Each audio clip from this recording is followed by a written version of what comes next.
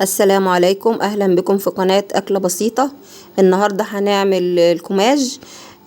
هعمل حاجة كده بين القرص ومش قرص، يعني هي حاجة جميلة، طعمها جميل جدا. بس هي شبه القرص، بس هي السمن بتاعها مش كتير، قليل يعني، قلنا علشان برضك ما يبقاش حاجة تتعب المعدة وكده. حطيت حوالي كيلو وربع دقيق، حطيت عليهم معلقتين خميرة، حطيت معلقة بيكنج باودر، وحطيت ملح، وحطيت معلقتين سكر، وقلبتهم كل المكونات الجافة كده مع بعضها بعد ما نخلته كويس جدا. يا جماعة، هو الدقيق مغلف وكده، بس برضك لازم يتنخل. وبعدين انا هعجنه هنا يا جماعة، ده لبن رايب. بس هو كان في الفريزر، وانا حبيت ضربته في الخلاط، فعمل زي السائل كده، يعني عمل كأنه لبن حليب، بس هو لبن رايب. هعجنه واحط، ما احطش اللبن كله، يعني احط حبه حبه على قد ما اعجن. اللبن رايب ده دافي يا جماعه، يعني انا مدفياه على النار، مطلعاه من شويه من الفريزر يعني. ولما فك ضربته في الخلاط ودفيته على النار شويه كده، زي ما بيقولوا كده، ايه، زي دمع العين. و... وهمسك العجينه دي، هعجنها كويس جدا جدا. لو انت عايزاها تقب وتبقى جميله، لازم تقعدي تعجني فيها، تعجني تعجني تعجني، يعني كأنك يعني تطلعي زهقك كله في العجينه دي.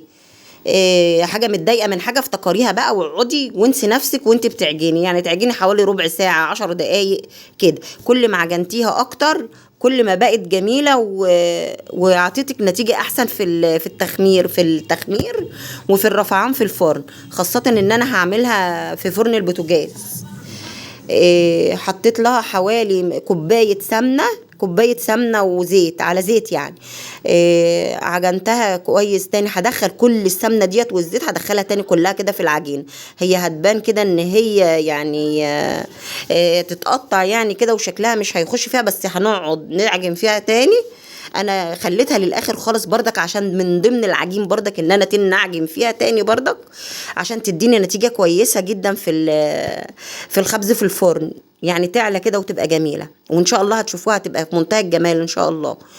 اهم حاجه يا جماعه وانا بعجن، اسمي الله كده. زمان كنا اسمع امي تقول الله يرحمها، عجنكم سكركم من دقكم يشكركم، والكلام ده. فحاجات حلوه كده، يعني الكلام كان جميل. بتسمي بسم الله الرحمن الرحيم، طول ما بتعجن تسمي وتصلي على الرسول عليه افضل الصلاه والسلام. العجين بقى والحاجه دي كانت بتطلع من ايدها زي الفل. بسم الله ما شاء الله، الله يرحم امواتنا جميعا يا رب. كده هي انا غطيتها بكيس نضيف ده، خلصتها عجين وغطيتها بكيس نضيف، وهحطها في مكان دافي. غطيتها ببطانيه، خدتها من هنا غطيتها ببطانيه، ما اخدتش وقت، يعني حوالي ساعه كده وخمرت. وانا بقطعها هقطعها حتت صغيره، مش هقطعها كبيره يا جماعه. لو انت عايزه تقطعيها كبيره قطعيها، انا هقطعها حتت صغيره، يعني وحدات صغيره كده خالص، يعني على قد الواحدة، تبقى على قد القومتين، يعني سندوتش صغير كده. وهتشوفوها ان شاء الله تبقى جميلة. ودي كل الكمية اللي معايا، قطعت كمية كبيرة عشان التقريصة صغيرة، عملت كل الكمية دي. ده يا جماعة كيلو وربع، يعني كده، يعني كيلو وربع، يعني حوالي كيلو وربع.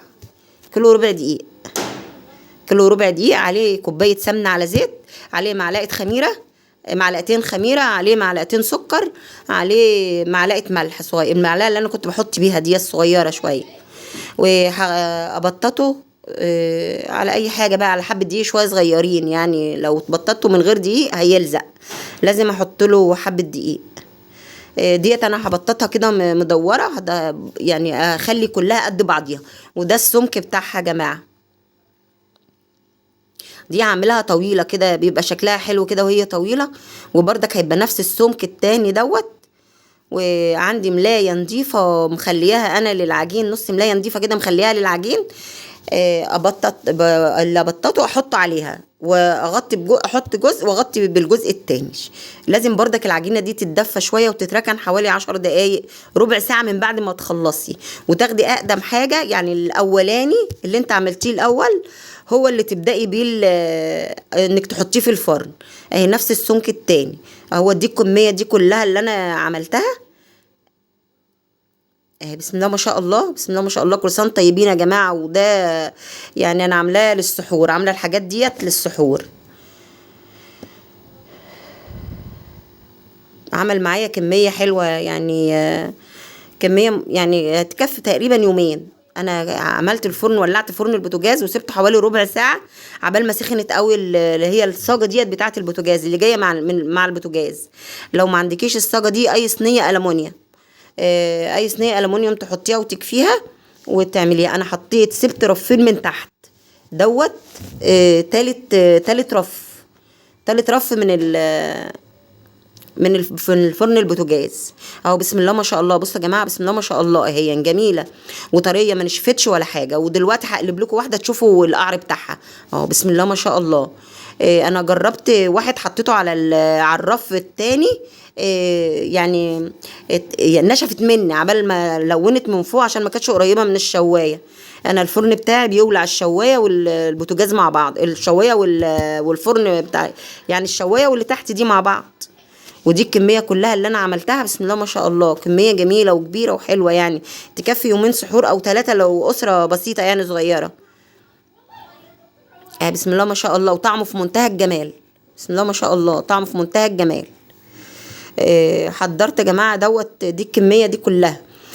عملت بردك السحور. عملت الفول اللي انا كنت عاملاه مع حضراتكم من شويه، يعني الظهر ده، نفس الطبق الفول اهو. حطيت عليه ليمون وزيت وحبه كمون وحبه فلفل اسمر شويه صغيرين وحبه شطه وليمون، مش عارفه قلت ليمون ولا لا، وليمون وزيتون وخيار وطماطم وشيبسي وبيض مقلي وكابوتشا وجبنه خزين وزبادي ورايب. كان السحور بتاعنا النهارده. ده ممكن يكون نموذج للسحور يا جماعه، يعني اغلبيه المصريين بيسحروا بسم الله ما شاء الله. الاكل جميل وبالهنا والشفا للي ياكله. وان شاء الله ابقى اعمل نموذج كمان لسحور وهنزله ان شاء الله. كل سنه وحضراتكم طيبين، عاد علينا وعليكم بالخير يا رب، ويجعل بيوتنا كلها خير وعمار. ربنا يكرم الجميع يا رب. كل سنه وانتم طيبين، واشوفكم في وصفه جديده ان شاء الله. السلام عليكم ورحمه الله وبركاته.